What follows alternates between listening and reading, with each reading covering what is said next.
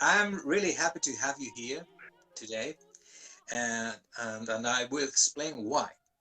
We don't know each other personally, and I happen to know about you because of my friend and the great violinist Mikhail Puchekin. He told me about you some time ago, and then Oh, we got connected uh, during the confinement, so to say, and yeah, this is the way I learned about you. That first, I thought you were just a journalist. I was completely mistaken because you are also a composer, a blogger. You have a very prestigious classical music blog on the internet, which is Planet Hugill. We will speak about it later on. And you're a lecturer as well. And since you are the first, my previous guest on this series of Coffee with, were all people that I know personally. You're the yeah. first one that we haven't met before, and that's why I'm going to deal with this as if it would be a discovery. I want to discover who Robert Hugill is, and I would like Right. people who are watching us to get to get to know you well. Yeah, So briefly, I'll say you were born in 1955 in a little place called Cleethorpes, Cleethorpes, right? Is that the correct yeah, pronunciation? Cleethorpes, right? yeah. And then at a certain point in your life, you moved to London. This is where you're based, and this is where you develop your work. But I'm interested now. Okay, you were born in Cleethorpes. What's in Cleethorpes that led you to music? Um, Not well. When I was growing up, it actually had a very lively amateur music. Mm-hmm. Uh, when I was in my teens, I actually played in 5 orchestras. Right. Um, and there was at that time there was a very good music service in North Lincolnshire, so children that were interested were encouraged. All um, I I decided I was going to play the piano, and my parents said, well, it took my father a year to convince my mother it was okay to have a piano in the house. As a result of that, I got given a lone viola when I was about 12 or 13, and told I was going to learn it, and I got right. free lessons. Right. Uh, so hence the orchestra. The one of the orchestras I played in also used to sing Christmas carols at Christmas, which voice broke that I could sing. And I was the music master at school was very helpful, and though the school didn't want me to, I was able to do music as an extra subject. Right. They didn't feel that science. I didn't study music at university because I like doing mathematics, and I worked out I could earn a lot more by being a mathematician than I could as a musician. And I don't like teaching. I've Apart from a very short period, I have never ever taught music, and not done anything like that. I couldn't be one of the people that makes ends meet by teaching. At university, there was a lot of music going on. I was at Manchester, and I ended up with a group of people who we all explored. We all each of us knew a little bit, but a lot of what was going on was brand new. Royal Northern College of Music had just moved into its then new venue, and you had the Halle, BBC Northern, and visiting opera companies. Right. Those were the days when it was serious touring. So it was the period when English National Opera were touring the Goodall Ring. So the sort of thing they don't do anymore. So I discovered that I love music, and that remained. Um, as I got older, I worked out that when I moved jobs, I always joined a choir. Yeah. Orchestras dropped by the wayside because I found it was easy. I found I was could pick singing up, and I didn't need to do as much practice. I have a tendency to get annoyed when things don't happen, so I have a tendency to organize things, which means that at various points in my career I've ended up as the organist and choir master at an Anglican church in Scotland, even though I'd never done it before and didn't play the organ. And as a result of that experience, I agreed to take over the Pink Singers, which at the time was London's only gay choir.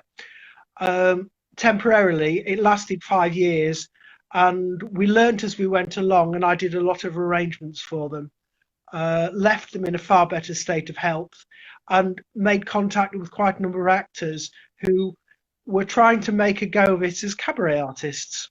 So I spent five or 10 years doing cabaret arrangements, and slowly moved into writing music. I would probably not have written about music but a friend at choir. By this time, we're talking about the 90s. I'm singing in the London Concord Singers, which I've been in for 30 years. And the late conductor, was a friend of mine. And they did a very ambitious and varied repertoire of music. One of the women in it was the managing editor of a magazine. It was actually a political magazine, but they included the arts. And she assumed that because I wrote music and performed it and liked it, I could write about it. And she asked me to do a review of a book. And I continued. I started reviewing CDs and doing a bit of online reviewing. Then I was made redundant in 2011 and suddenly had a lot of time. And I was invited to the launch of the Buxton Festival that year. The launch took place in London, and everybody was asking me whether I was actually going up for the festival. And I suddenly realized that I could, because I'd got the time to do it because I hadn't got a job. So I'd already got the Planet Hugill as a website, but I spent the next couple of years building it as making people know who I was. And right. Here we are. Interesting. As far as I know, I understood you're more a self-taught musician rather than self-taught. But anyway, although you've been, and I really believe in self-teaching. But who do you learn from, or who did you learn from? I learned by doing. My composition all started because I was doing arrangements and writing songs for the Pink Singers and for cabaret singers. Right. And so it was a case of trying it out, and then somebody would tell you that it didn't work. And having 3 outspoken and singing actors who want to do a new arrangement, having them tell you exactly what's wrong with it is a very good way of learning. When all the cabaret artists stopped being cabaret artists and went back to proper jobs because they'd failed to turn into Julian Clary or somebody like that, I had got quite a lot of friends by then who were actually amateur singers, and I started writing serious stuff.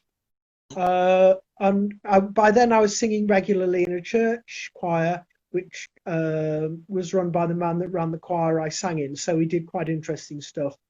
And I got stuff together and got people around, tried it out, see what worked. So it was basically by doing and seeing what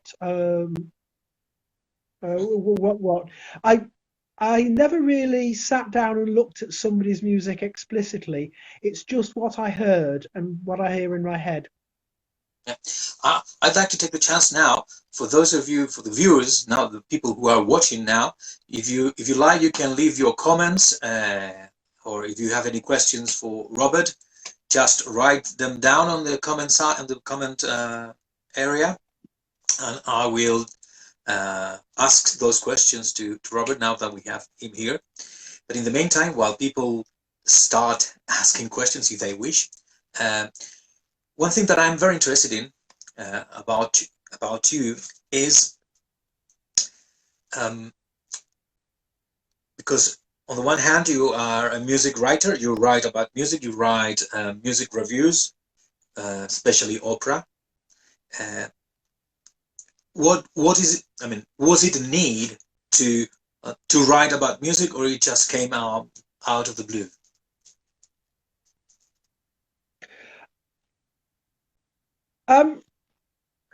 I started doing it because I'd been asked, and I discovered I enjoyed writing about music.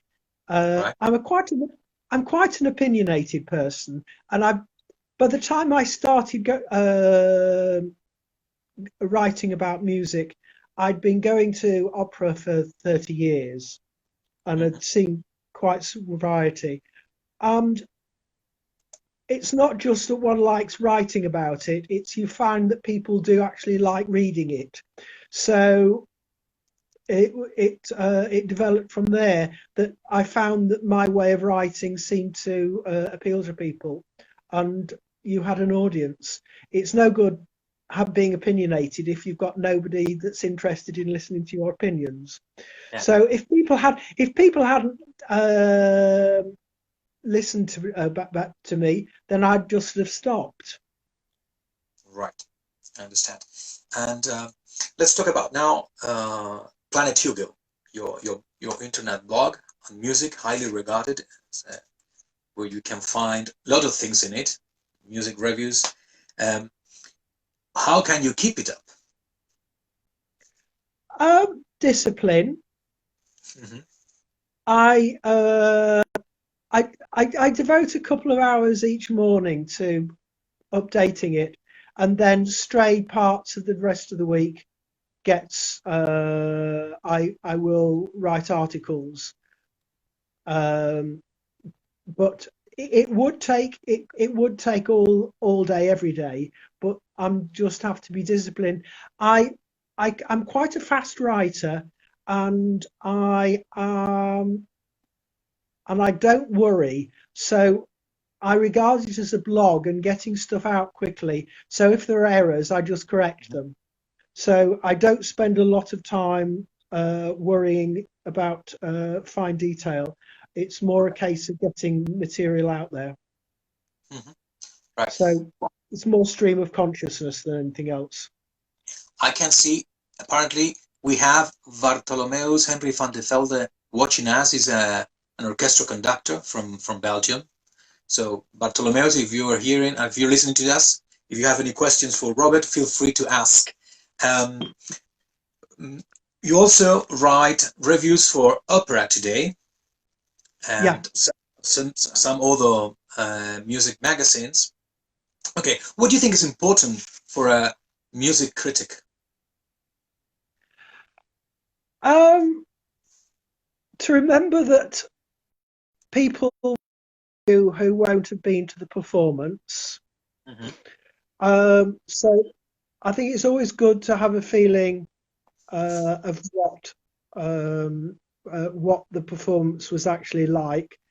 I'm also, it's harder in print, but if it's online and you've got space, I always like, I'm rather fond of going to the more unusual operas, mm-hmm. and I like to include a bit of background so that people know why it's unusual and why it's worth bothering with. And if things don't work, to try and remember how much effort the performers have put in, even if the results have not been quite up to scratch. I understand. Right.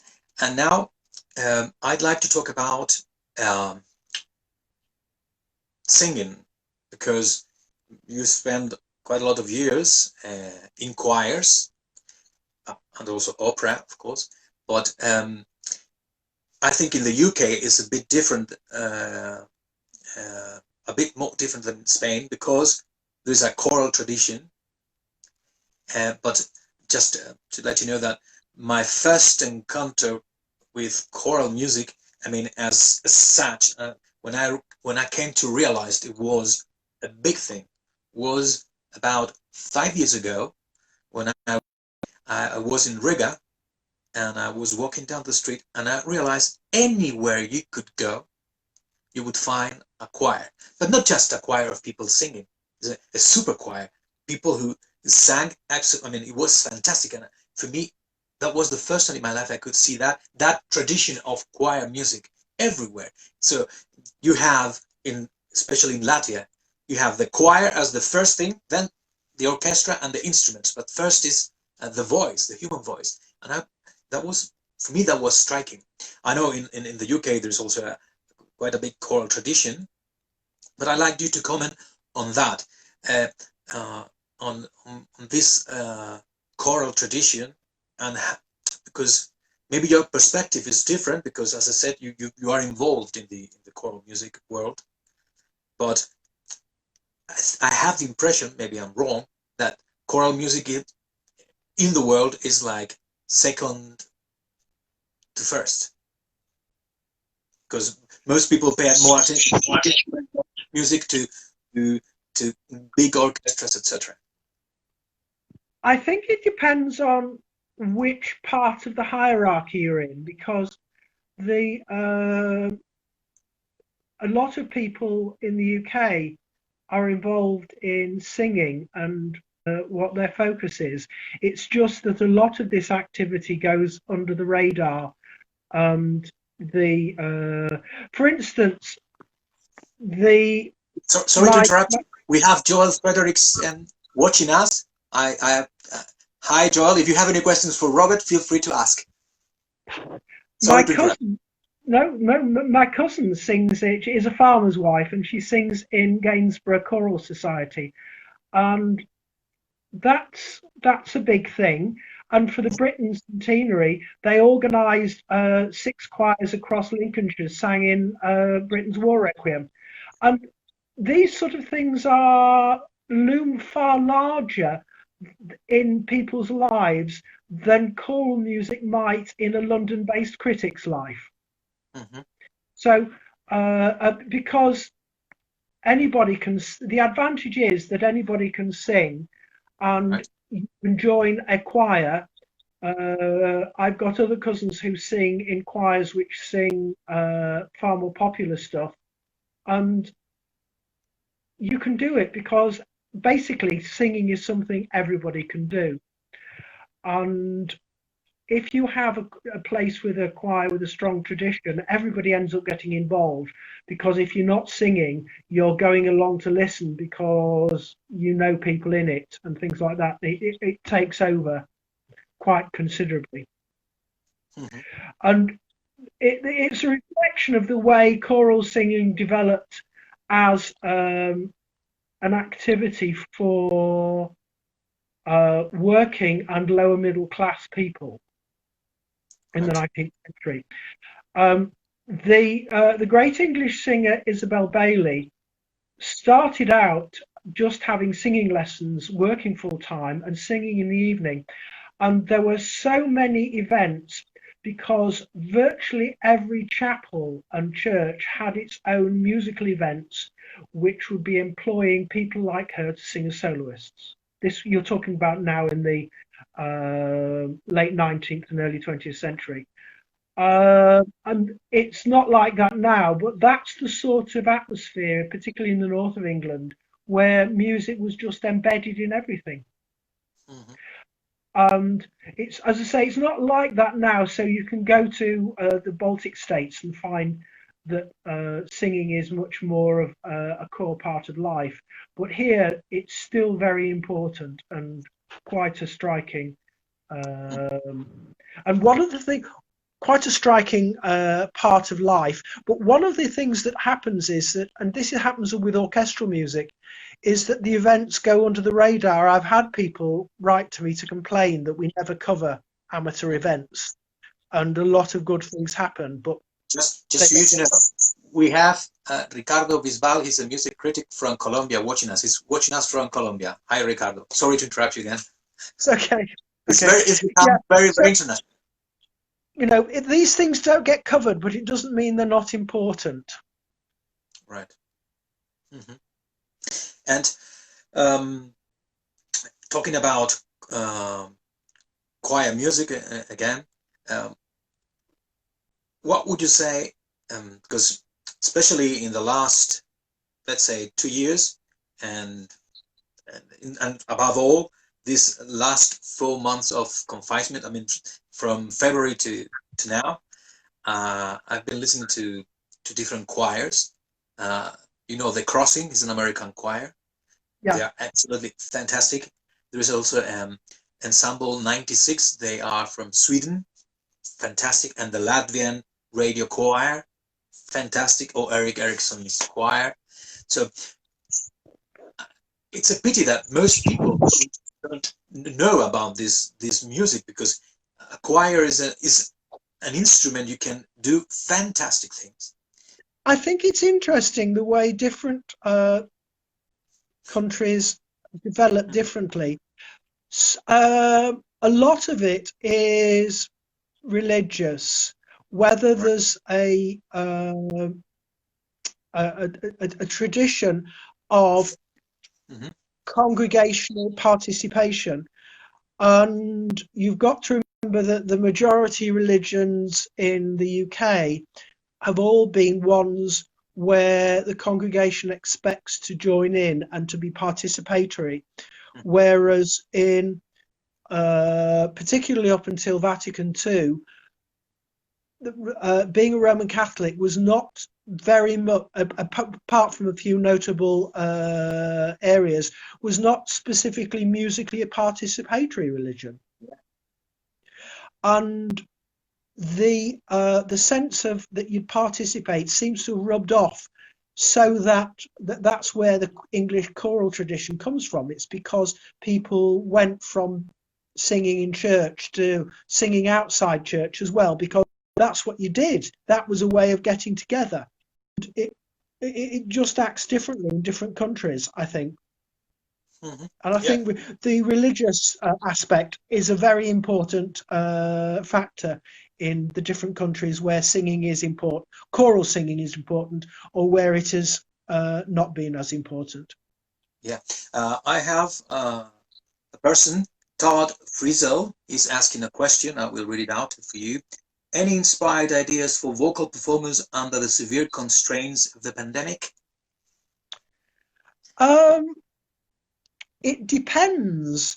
I find it. I have to confess to being lazy, and I haven't done any much singing.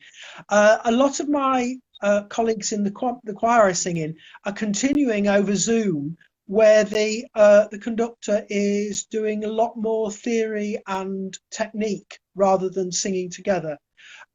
Singing together is problematic, but a lot of people are finding that the detail of technique and theory and trying things out with the encouragement of somebody over Zoom is actually very helpful. Or singing along. I mean, it sounds awful, but singing along to an existing track is also good. Good. Now, let's talk about composing side. You're a composer, and you've written lots of choral music, but also opera. I believe you've written so far 4 operas. Is that right? Yeah. When a Man Knows, which is based on an Alan Richardson's play, that was in as far as 2011, right? That was the premiere. Then you also have another one, The Genesis of Frankenstein, which was 2015, 2015.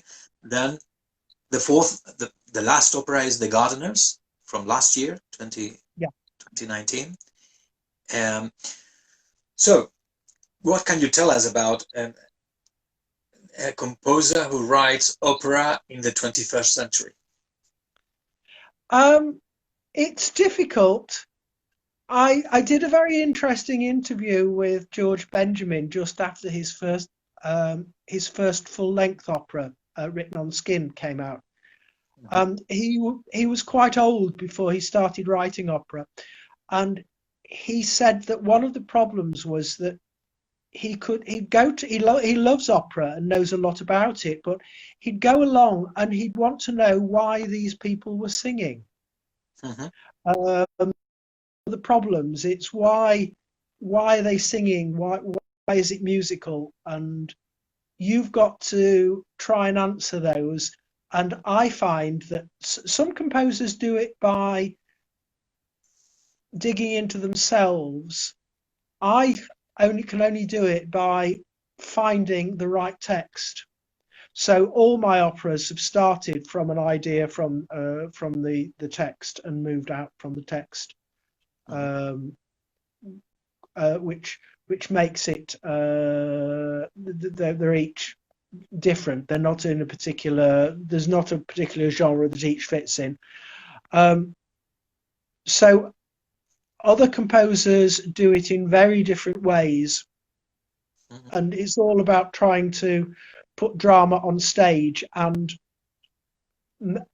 make something which people find understandable and believable in terms of why is this happening? Why are these people singing? Mhm. And uh, now, as a music critic, what do you think about the settings of operas? For instance, Mozart operas or Rossini or Bellini's operas from the 18th and 19th century. Uh, Nowadays, we have parodies, and that makes some people are against modern choreography. What's your opinion about it? Um, I've seen some very good modern productions. Um, my my main bugbear is not so much whether the setting is modern or traditional. It's the feeling of whether the director has actually listened to the music. Uh-huh.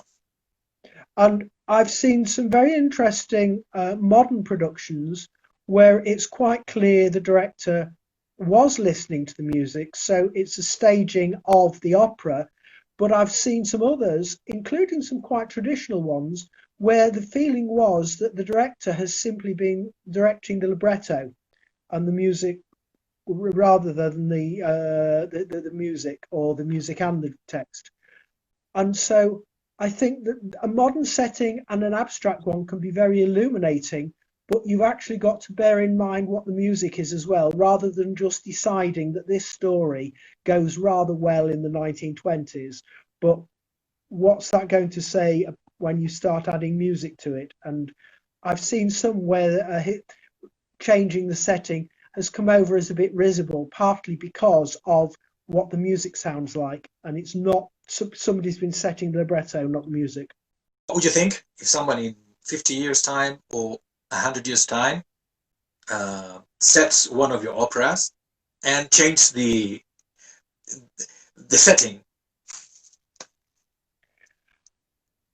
I think that once you've created something, you have to accept that it's out there and people are going to have strong ideas about it and just going to do things with it.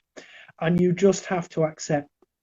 I'm not a particularly controlling composer. So once I've written it, I'm happy to give performers their head. Um, and if it's 100 years time, which means I'm not there to see it, well, I'm very happy for people to do whatever they want to the music. Mhm. And my attitude has always been convince me. I don't have a right or wrong way, but if you convince me that your way is works, then just do it. That's fine. Yeah. Now that we're talking about your operas, I'd like to speak about your recordings, your CDs, because I discovered your music quite recently. And I told you in one of our previous conversations, I had an experience a couple of days ago. Uh, I woke up very, very early in the morning. It was 5 a.m. and I decided to go for a 14 kilometers walk. And I had my headphones with me, and I was playing Quickening, which is one of your recorded quickening, and the Testament of Dr. Kramer. So as soon as I got to the street and started walking, I played the Testament of the CD, played the Testament of Dr. Kramer, which starts with an instrumental song, and then the first singing song is What is Man? And I told you about it before, but for me it was a very interesting experience because it was dark, no one down the street but me, and suddenly I had these voices saying, what is life, what is man, what is death, as I was walking. And it was quite a meditative experience, I have to say. What can you tell us about this recording, the Testament of Dr. Kramer?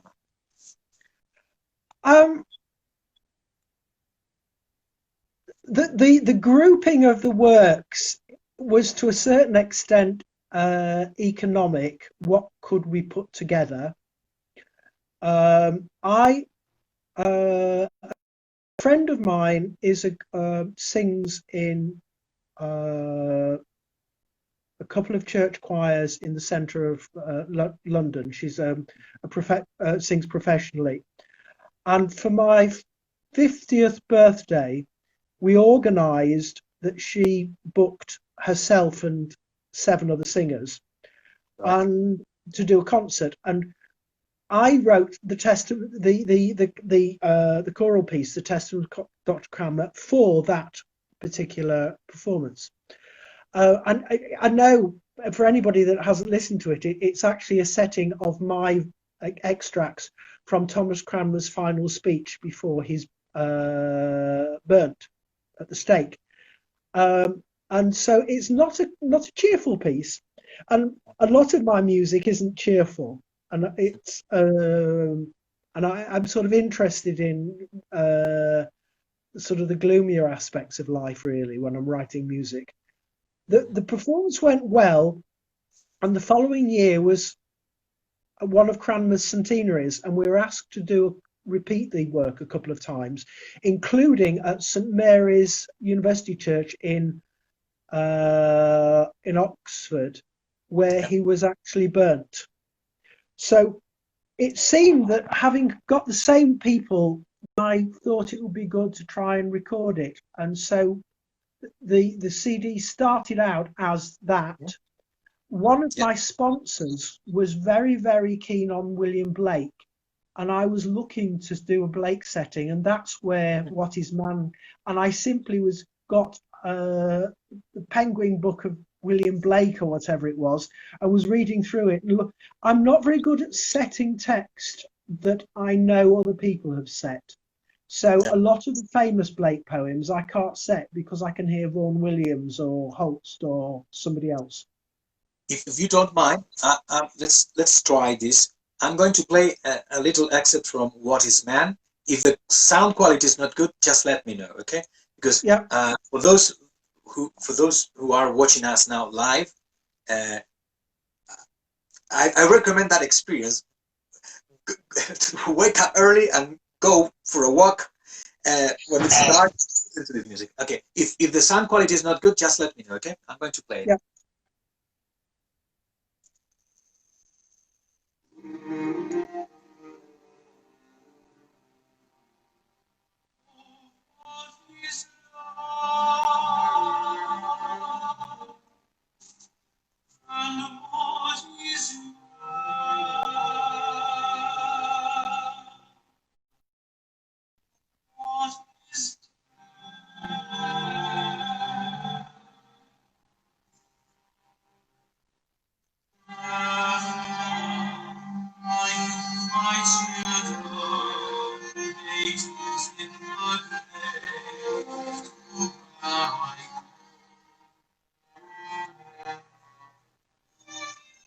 So that was the music I was listening to while I was walking, and for me that was striking to see what is life, what is man, what is death.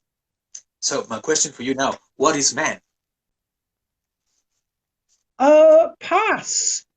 I create music as shapes, and so I look at a text and the text strikes me, and I hear the shapes of music that go with that text. I'm I'm not aiming for a particular philosophical or moral point. Yeah, It's just the text itself, and I shape the text and see what happens and decide I rather like it. The result does have a certain quality, but I don't set out to create that quality. I'm a very instinctive composer. I can't really tell you why the music is like it is. I haven't sort of sat down and crafted a whole theory about my music. I right. write it instinctively, and I nag away at the pieces until I get them right, and then I'm happy. Sometimes getting pieces right takes two or three goes, so they'll go through whole varieties. That the disc, I only record pieces that I think have got there and that I'm happy with. And the second CD I was listening was a long walk, 14 kilometers long walk, uh, was Quickening, which is a completely different music. It's piano and soprano and a tenor, and so more in the lead way, the German lead. Uh, so, what can you tell us about Quickening and what led you to record Quickening on Navona Records? I decided I wanted to do a disc of my songs. I'd got to the point uh, Yeah. that I thought worked very well. The Houseman and the Gurney settings were both won prizes because the English Poetry and Song Society in the Gurney centenary year had a Gurney competition, and in the Houseman centenary year had a Houseman competition, and in both of those my songs did well. So, and I was rather pleased with the songs. So the I wanted there to be something of a theme running through it rather than a random assemblage of Robert's nice songs. Uh, so we kept it to English and Welsh poets. It was going to be setting English poets, and then we realised that Rowan Williams was actually Welsh, though he was writing in English. So we ended up with English and Welsh poets, but it stayed within a particular genre. They're all slightly sober and contemplative in a certain way, and seem to work together. But again, the putting them together was to a certain extent instinctive, because it was pieces I thought worked very well, and then it was pieces that seemed to work together as a group. Right. And so I Uh, recommend to listen to these two CDs because it's very interesting.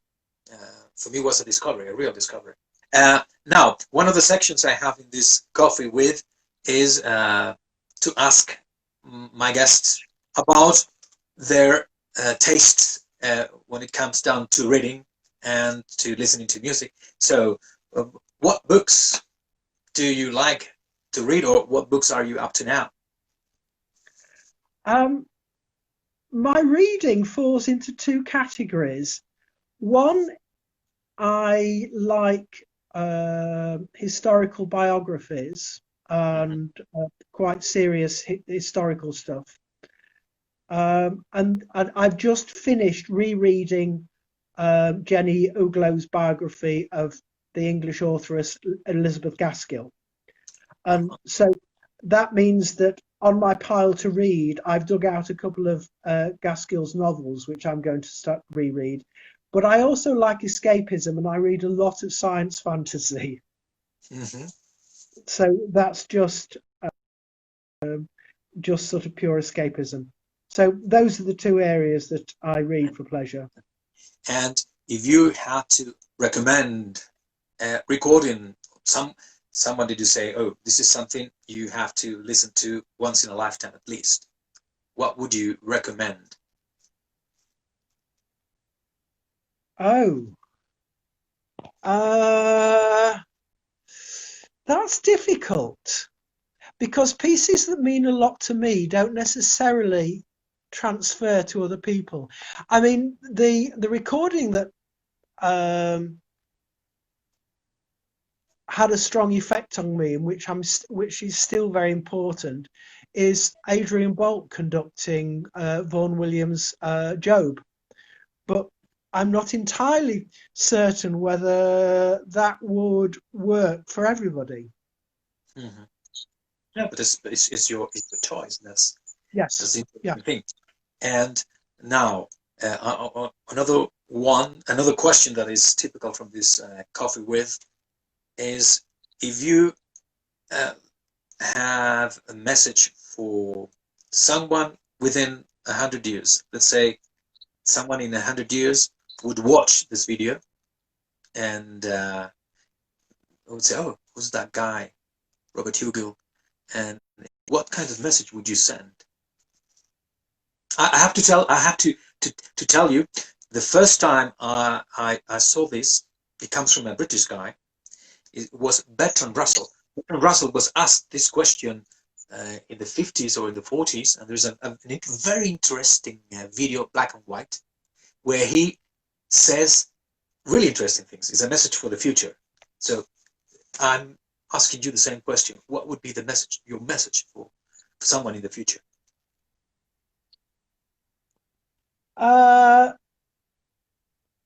Trust your instincts and believe in yourself. Mm-hmm. I think something like that. Good. And now to end, because we've been already 45 minutes. Is there anything you would like to talk about that you've never been asked? Because you are, most of the time it's you asking questions and writing about other people. So yes, that's what I'm more comfortable with.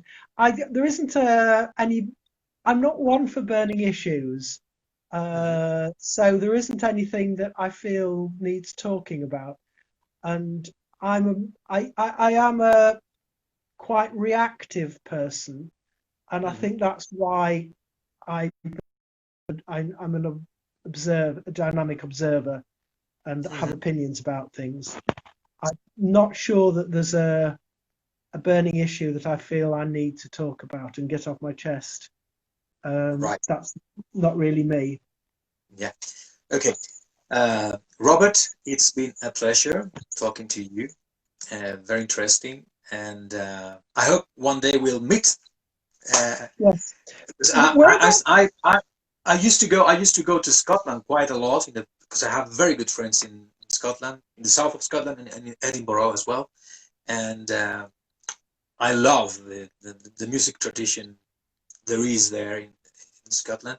So who knows? Maybe someday we can meet, and it would be really, really, really nice if I could listen to one of your operas live. For instance. Oh well, we were hoping there was ideas. We might stage the Gardiners this year, but that's not going to happen, is it? So, and when things get back to normal, money's going to be tight. So I doubt whether I'll be able to get the finance together. But you never know. The Gardiners might happen again. We must live to hope. Thank you very, very much, Robert. We'll keep in touch and have a nice evening. Thank you. Yeah, same to you. Bye.